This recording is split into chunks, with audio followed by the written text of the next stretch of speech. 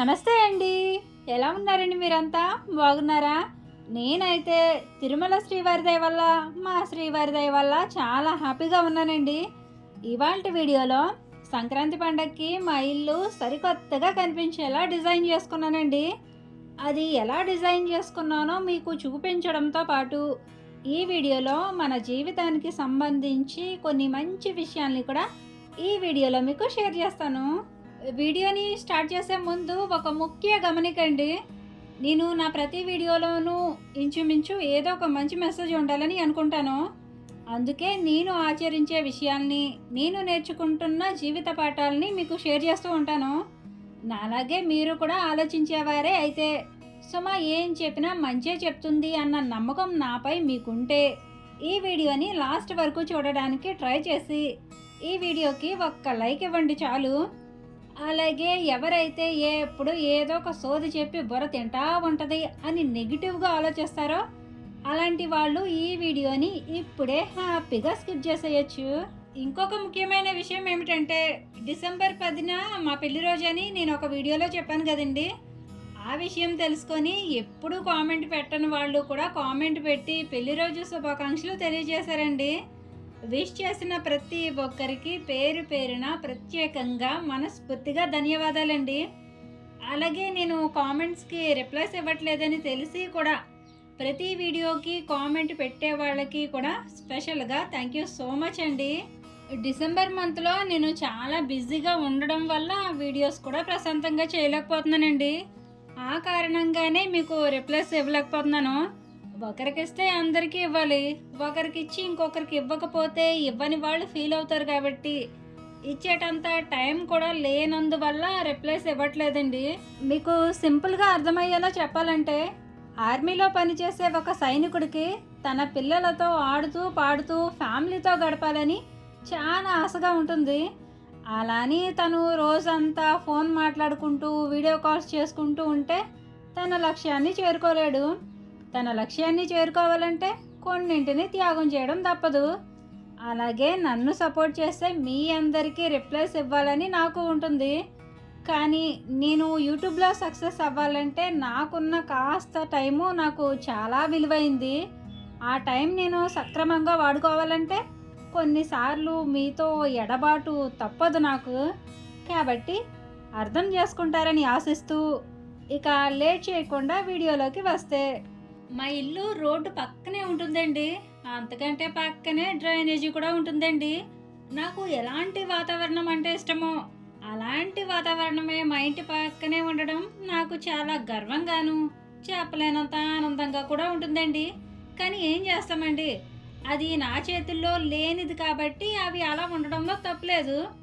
కానీ మా ఇంటిని నాకు నచ్చినట్టుగా నేను ఎలా సరిదిద్దుకోవాలో అది నా చేతుల్లోనే ఉంది కాబట్టి ఎప్పటి నుంచో కలలు కంటున్న నా కలల ప్రపంచాన్ని ఇన్నాళ్లకు కల నిజం చేసుకునే రోజు రానే వచ్చింది. మాది రేకుల ఇల్లు అని మీకు తెలుసు కదండి. ఈ ఇల్లు కట్టుకొని ఇంచుమించు 7 సంవత్సరాలు అవుతుంది. ఈ ఇల్లు కట్టుకున్న 6 సంవత్సరాలకి గోడకు ప్లాస్టింగ్ చేయించుకున్నాము. ప్లాస్టింగ్ చేయించుకున్న 1 ఇయర్ తర్వాత ఇప్పుడు వాల్ కేర్ చేయించుకున్నాం. అసలు అయితే ఇంటి ముందు వాల్ కేర్ అవసరమే లేదండి. కానీ ఎందుకు చేయించాల్సి వచ్చిందంటే, నేను అనుకున్నట్టుగా నేను ఊహించుకున్నట్టుగా మా ఇల్లు ఉండాలి అంటే వాల్ కేర్ చేయించడం తప్పదండి. అందుకని వాల్ కేర్ చేయించాం. అసలు అయితే ప్లాస్టింగ్ చేయించుకున్న వెంటనే వాల్ కేర్ కూడా చేయించుకోవచ్చు. కానీ అప్పుడు ఎందుకు చేయించుకోలేదంటే, అప్పుడు ప్లాస్టింగ్కి అయ్యే ఖర్చు, వాల్ కేర్ అయ్యే ఖర్చు రెండు ఒకేసారి భరించలేక అప్పుడు చేయించుకోలేదు. డబ్బుకు సంబంధించి నేను ఏదైనా ఒక పని చేయించాలి అని అనుకున్నప్పుడు దానికి అవసరమైన డబ్బులు నా దగ్గర ఉన్నప్పుడే ఆ పని చేయించడం స్టార్ట్ చేస్తానండి.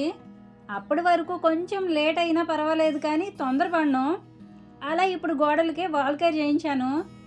ఇలా వాళ్ళు ఫస్ట్ వాల్ కేర్ వేసిన తర్వాత గోడలు ఫినిషింగ్ నీట్గా రావడం కోసం శాండ్ పేపర్తో గోడ అంతా రఫ్ చేసేసిన తర్వాత ప్రైమర్ వేసి అప్పుడు పెయింట్ వేశారు. వాళ్ళు వాల్ పుట్టి వేస్తుంటే నాకు కూడా ట్రై చేయాలనిపించిందండి. అంటే వాళ్ళు వేస్తుంటే అది వేయడం చాలా ఈజీ అనిపించింది. అందుకని నేను కూడా ఓసారి ట్రై చేశాను. ఒక వారం నేర్చుకుంటే ఇది వేయడం చాలా సింపుల్ అండి.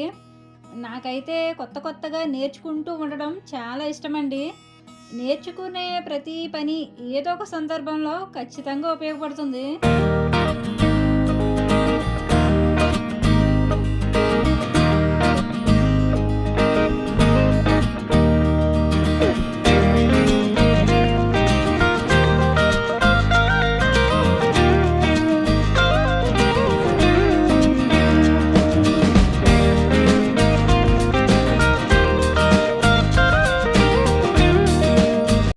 అలా గోడ మొత్తం వాల్కేర్ వేసేసిన తర్వాత ప్రైమర్ వేసేసి పెయింట్ వేయడం స్టార్ట్ చేశారు.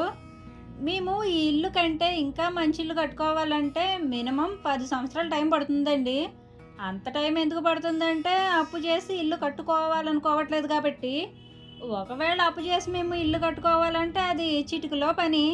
కానీ నాకు అలా ఇష్టం లేదండి. లేకుండా రిచ్గా కనిపించి కంటే ఉన్నంతలో పూర్గా కనిపించడమే బెటర్ అని నా ఉద్దేశం. ఈ మధ్య కాలంలో గొప్పగా చూపించడం కోసమో లేదంటే వాళ్ళకంటే రిచ్గా కనిపించడం కోసమో డబ్బు లేకపోయినా సరే అప్పు చేసి ఆర్భాటాలు చేస్తున్నారు.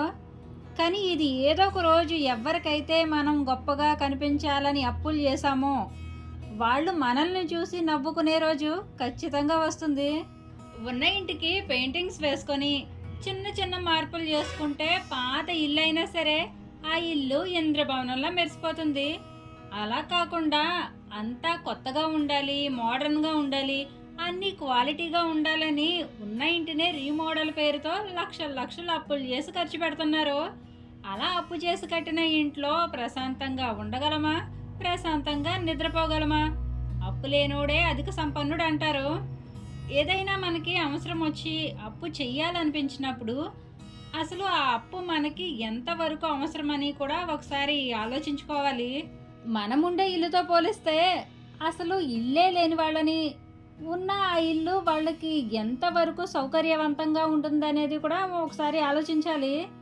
ఇప్పటికీ చాలామంది పూర గుడిసెల్లో ఉండేవాళ్ళు ఉన్నారండి.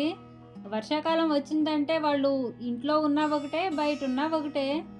వాళ్ళతో పోలిస్తే మనం ఉండే ఇల్లు 1000 రెట్లు బెటరే కదండి. మరి అలాంటప్పుడు స్థాయిని మించి అప్పులు చేసి ఇల్లు కట్టుకోవడం ఎంతవరకు కరెక్టో చెప్పండి. ఇల్లనే కాదులేండి, ఈ మధ్య ప్రతి శుభకార్యాన్ని స్థాయిని మించే చేస్తున్నాం. వెనకటికి ఒక సామెత ఉండేదండి, 5 నిమిషాల వేసానికి మీసాలు దించుకున్నాడని. అలాగా అప్పటికప్పుడు ఆనందం కోసం అప్పులు చేసుకొని ఆ తర్వాత అప్పులు తీర్చలేక వడ్డీలు కట్టలేక ఏం చేయాలో తెలియక నా తలరాత ఇలా తగలడిందని, దేవుడు నాకే ఎందుకు ఇలా చేస్తున్నాడని దేవుడి మీద నిందలేస్తాం. ఓకేనండి, గోడకి పెయింట్ వేసేసిన తర్వాత నేను గోడకి ముగ్గులు పెట్టుకున్నాను. ఈ ముగ్గులు పెట్టడానికి ఫస్ట్ గోడ మీద స్ట్రైట్గా ఒక లైన్ వేసుకొని ఆ లైన్కి స్ట్రైట్గా చుక్కలు వచ్చేలా పెట్టుకున్నాను. చుక్కలు కూడా వంకర రాకుండా స్ట్రైట్గా వచ్చేలా 4 ఇంచులు ఉండేలా ఒక చీపురు పుల్లను తీసుకున్నాను. చీపురు పుల్ల మెజర్మెంట్ కోసం వాడానండి. ఎందుకంటే ఒక చుక్క దగ్గరగా వస్తుంది, ఒక చుక్క దూరంగా వస్తుంది. అలా కాకుండా చుక్కలన్నీ ఒకే మెజర్మెంట్లో ఉన్నాయనుకోండి, పెట్టే ముగ్గు కూడా నీట్గా కనిపిస్తుంది. అందుకని చీపురు పుల్లను మెజర్మెంట్గా వాడాను. తర్వాత ఇలా ఒక మెలికల ముగ్గుని ఫస్ట్ చాక్ పీస్తో గోడ మీద మార్క్ చేసుకొని ఆ తర్వాత వైట్ పెయింట్తో పెట్టాను.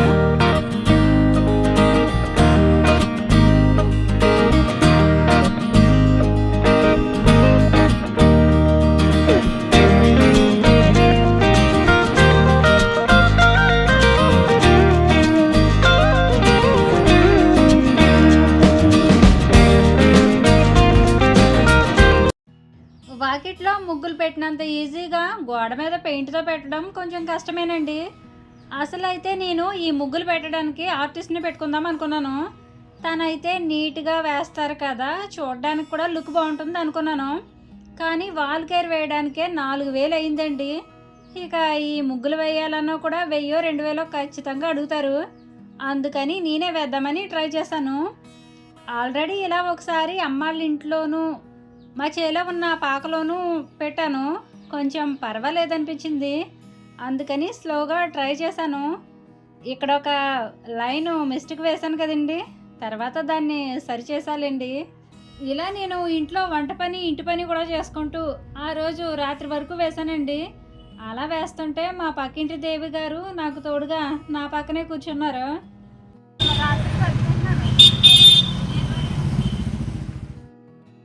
మనకి ఏదైనా చేయాలనిపించినప్పుడు ఫస్ట్ భయంగానే ఉంటుంది. ఇది నేను చేయగలనా? నా వల్ల అయ్యే పనేనా? అని మన మీద మనకే డౌట్‌గా ఉంటుంది. కానీ మనకి చెయ్యాలనే ఇంట్రెస్ట్ ఉండాలే గానీ, మనం చెయ్యలేని పనంటూ ఉండదండి. ఇంట్లో ఖాళీగా ఉండకూడదనే ఉద్దేశంతో చాలామంది లేడీసు నాలాగే యూట్యూబ్ ఛానల్ పెట్టుకొని రన్ చేస్తున్నారు. కొంతమంది ఫేస్ చేసే ప్రాబ్లం ఏంటంటే, వీడియోస్ అయితే చాలా బాగా చేస్తారు, అందంగా చూపిస్తారు, కానీ దాని గురించి చెప్పడం సరిగా చెప్పలేకపోతారు. అలా అని నేనేదో బాగా మాట్లాడగలుగుతాను, నేను బాగా చెప్పగలుగుతాను అని కాదండి. నేను ఎంతలా కష్టపడినా సరే, ఎంత మంచిగా చెప్పినా సరే, నాకొచ్చే వ్యూస్ 15K 20Kనండి. మహా అయితే 30K చూస్తారు. దీన్ని బట్టి మనం యూట్యూబ్లో సక్సెస్ అవ్వాలంటే ఎంత హార్డ్ వర్క్ చేయాలో మీకు అర్థం అవ్వడం కోసం ఉదాహరణగా మాత్రమే చెప్పానండి. కష్టపడుతూ ఉంటే తప్పకుండా ఏదో ఒక రోజు సక్సెస్ వస్తుంది. మన ఛానల్ గ్రో అవ్వాలంటే మనం మాట్లాడే ప్రతి మాట, చేసే ప్రతి పని ఎంతో కళాత్మకంగా ఉండాలి. అలా ఉంటేనే ఇందులో మనం సక్సెస్ అవ్వగలం. అలా లేని వాళ్ళు కూడా సక్సెస్ అవుతున్నారనుకోండి, అది వేరే విషయం. ఒక దేవాలయానికి మంచివాళ్ళు వెళ్తారు, చెడ్డవాళ్ళు వెళ్తారు. అలా అని వెళ్ళిన వాళ్ళందరూ గొప్పోళ్ళు కాదు కదండి. రీసెంట్గా నేను ఒక పబ్లిక్ వీడియో చేశానండి. నిజానికి నాకు పబ్లిక్ వీడియోస్ చేయడం అస్సలు ఇష్టం ఉండదండి. అయినా సరే ఆ వీడియో నేను ఎందుకు చేయాల్సి వచ్చిందో రీజన్ చెప్తానండి. ఆ వీడియోకి ఒకరు కామెంట్ కూడా పెట్టారు. థంబ్నెయిల్ చూసి ఈ వీడియో నీదేనాక అని డౌట్ వచ్చింది అని కామెంట్ పెట్టారు. ఆ వీడియో ఏంటంటే, డిసెంబర్ 8వ తారీఖున మా నాని NMMS ఎగ్జామ్ రాయడానికి కాకినాడ తీసుకువెళ్ళాల్సి వచ్చింది. అంతకు ముందు రోజు స్కూల్లో మెగా పేరెంట్స్ మీటింగు, అంతకు ముందు రోజేమో మా ఇంటికి చుట్టాలు రావడం. అంటే వరుసగా 3 రోజులు వీడియో షూట్ చేసుకోవడానికి కానీ, రికార్డ్ చేసుకోవడానికి కానీ నాకు అసలు టైం లేదండి. తప్పనిసరి పరిస్థితుల్లో సండేకి ఏదో ఒక వీడియో ప్రిపేర్ చేయాలి కాబట్టి మా నానిని ఎగ్జామ్ హాల్లో పెట్టి, ఆ టైంలో కాకినాడలో ఉన్న జేసీ మాల్ ఓపెనింగ్కి హీరోయిన్ శ్రీలీల గారు వచ్చినట్టుగా ఒక 10 నిమిషాల వీడియో తీసి పోస్ట్ చేశాను. ఆ తర్వాత స్కూల్లో మీటింగ్ వీడియో పెట్టాను. అప్పటికే ఇంటి దగ్గర ఈ పనులన్నీ జరుగుతూ ఉండడం వల్ల ఎలాగో ధనుర్మాసం స్టార్ట్ అవుతుంది కదా అని ఒక ముగ్గులు వీడియో పెట్టాను. ఇవన్నీ మీకెందుకు చెప్తున్నానంటే, మనకి టైం చాలా విలువైందండి. దీన్ని మనం ఎంత మంచిగా వాడుకుంటే అంత మంచి ఫలితాన్ని కూడా ఇస్తుంది. ఇక్కడ మీరు గమనిస్తే పైన గోడకి ముగ్గులు పెట్టక ముందే కింద ఉన్న చిన్ని గోడకి కూడా పెయింట్ వేద్దామని ముందు రోజే శుభ్రంగా కడిగి పెట్టుకున్నాను. దీనివల్ల అది చక్కగా ఆరిపోయి పైన గోడకి పెయింట్తో ముగ్గులు పెట్టంగానే కింద ఉన్న గోడకి కూడా పెయింట్ వేసేసి ముగ్గులు పెట్టేశాను. ఏదైనా ఒక పని చేసేటప్పుడు దాని మీద పూర్తిగా శ్రద్ధ పెట్టడం మాత్రమే కాకుండా నెక్స్ట్ ఏం చేయాలనేది కూడా మన బ్రెయిన్లో రన్ అయిపోతూ ఉండాలి. మ్యాక్సిమం నేను వీడియోస్ ముందుగానే షెడ్యూల్ చేసుకుంటానండి. ఒకవేళ మీరు ఈ వీడియో గురించి ఏదైనా డౌట్స్ అడిగినా దానికి సమాధానం నెక్స్ట్ వీడియోలో చెప్పలేనండి. ఎందుకంటే ఈ వీడియో అప్లోడ్ చేసేసి షెడ్యూల్ చేసేసుకొని నెక్స్ట్ వీడియో కూడా చేసేసుకుంటాను. కాబట్టి ఈ వీడియోకి మీకు సమాధానం చెప్పాలంటే మళ్ళీ మంగళవారం వీడియోలోనే చెప్పగలను. ప్రీవియస్ వీడియోలో మన సబ్స్క్రైబరు మహేష్ గారి వైఫ్ సాయి స్పందన గారు 6 months ప్రెగ్నెంట్ అంటండి. మన వీడియోస్ అన్నీ చాలా ఇష్టంగా చూస్తారటండి. హాయ్ చెప్పమని కామెంట్ పెట్టారు. సాయి స్పందన గారికి హాయ్ చెప్తూ ఎలాంటి ఆటంకం లేకుండా సుఖప్రసవం అయ్యి తల్లి పిల్ల ఆరోగ్యంగా క్షేమంగా ఉండాలని ఆ భగవంతుడిని మనస్ఫూర్తిగా కోరుకుంటున్నాను. మీ అందరి ప్రేమాభిమానాల్ని పొందుతున్నందుకు నేను ఎంతో అదృష్టంగా భావిస్తున్నానండి. మీ సపోర్ట్ నాకు ఎల్లప్పుడూ ఇలానే ఉండాలని ఆశిస్తున్నాను. ఓకేనండి. ఇక మన లేడీస్ ఒక యూట్యూబ్ ఛానల్ రన్ చేయాలంటే ఇంట్లోనే మనకి బోలెడంత పని ఉంటుంది. ఆ పని అంతా చేసుకొని ఫ్యామిలీని చూసుకుంటూ యూట్యూబ్లో సక్సెస్ అవ్వాలంటే దానికి చాలా ఓర్పు సహనం కావాలి. ఎట్టి పరిస్థితుల్లోనూ వ్యూస్ రావట్లేదని వెనకడుగు అస్సలు వేయొద్దండి. మీరు ఆట మూవీ సాంగ్స్ విని ఉంటే కనుక ఆ మూవీ టైటిల్ సాంగ్లో ఒక లైన్ ఉంటుంది, జగదీక వీరుడు కూడా మనలాంటి మనిషి అంట. ఇటు నుంచే అటు వెళ్ళారు సినిమా హీరోలంతా, దివి నుంచేం దిగిరాలేదు మన తార గణమంతా, మనలోనూ ఉండుంటారు కాబోయే గనులంతా, పైకొస్తే జై కొడతారు అభిమానులై జనమంతా. ఆట ఆట నువ్వు నిలబడి చూడకు ఏ చోట, ఆట ఆట ఇది గెలవక తప్పని బతుకాట. నేనేమి పెద్ద సింగర్నేమి కాదులేండి, జస్ట్ ఈ సాంగ్ మీకు ఐడియా రావడం కోసం మాత్రమే పాడాను. నేను నా ప్రతి వీడియోలోనూ ఇలా ఏదో ఒక మంచి విషయాల్ని చెప్తూ ఉంటానని కొంతమందికి బోర్ కొట్టచ్చు, కానీ మన లైఫ్కి మోటివేషన్ చాలా అవసరమండి. నిత్యం మనం మంచి విషయాల్ని నేర్చుకుంటూ మంచిని వింటూ విన్నవి ఆచరించడానికి ట్రై చేస్తూ ఉంటే మనం నేర్చుకున్నవి ఖచ్చితంగా మనల్ని ఏదో ఒక రోజు ఉన్నత స్థాయికి తీసుకొని వెళ్తాయి. అలాగే ప్రతిసారి స్థాయిని మించి ఎలాంటి అప్పులు కానీ ఖర్చులు కానీ చెయ్యొద్దని చెప్తానంటే, అప్పులు చేసి మా అమ్మ నాన్న ఎన్ని కష్టాలు పడ్డారో చూశాను. మాకు ఇల్లు లేనప్పుడు మేమెన్ని అవమానాలు పడ్డామో, ఎన్ని కష్టాలని బాధల్ని భరించామో అది నాకు మాత్రమే తెలుసండి. అందుకే నాకున్నంతలో నేను ఆనందాన్ని వెతుక్కుంటాను, నాకున్నంతలోనే నేను సర్దుకుపోతాను, నాకున్నంతలోనే నేను అన్నీ చక్కదిద్దుకుంటాను, నాకున్నంతలోనే నేను నా ఇల్లు స్వర్గం చేసుకుంటాను.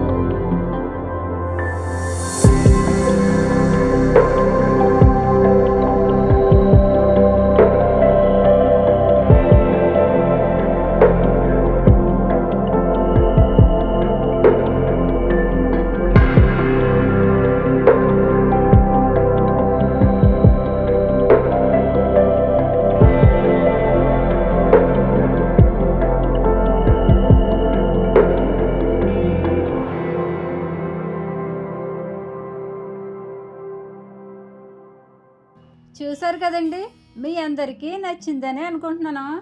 నేను ఎప్పుడైనా బీచ్కి వెళ్తే అక్కడ నుంచి రాళ్ళు శంఖాలు ఏరుకొని తెచ్చుకుంటూ ఉంటాను. అలాగే అమ్మళ్ళూరులో కాలువల్లో ఉండే రాళ్ళని అప్పుడప్పుడు తెచ్చుకొని దాచుకుంటాను. ఆ రాళ్ళే మొక్కల్లో డెకరేషన్ చేసుకున్నాను. అలాగే ప్రీవియస్ వీడియోలో బిందెల్లో మొక్కలు వేశాను కదండి, అవి కూడా ఇంటి ముందు పెట్టుకొని అలంకరించుకున్నాను.